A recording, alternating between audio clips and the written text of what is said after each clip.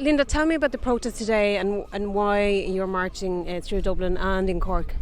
Yeah, so today is a follow-on from our protest outside the Dáil, and again we're marching for equal access to education for children with autism and special educational needs, intellectual disabilities.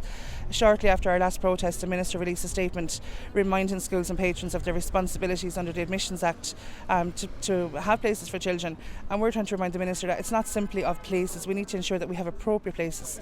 So whether it's a Down syndrome unit, whether it's an ASD class, a special school, there simply are not enough places, and we can see that by the waiting list in all these schools.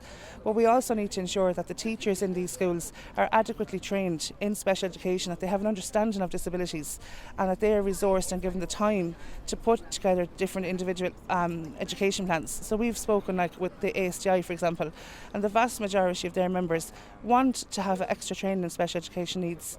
They don't feel they're given enough time to do the different student plans and IEPs because there's not enough time given to speak with parents, with psychologists, with OTs, speech and language therapists, and that has to all be taken into consideration.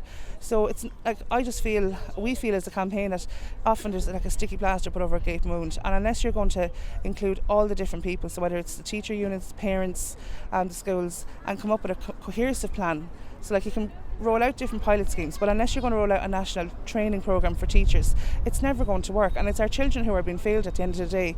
It's their constitutional right to have an education, but it has to be in an appropriate setting where they can reach their full potential. School competence, special needs.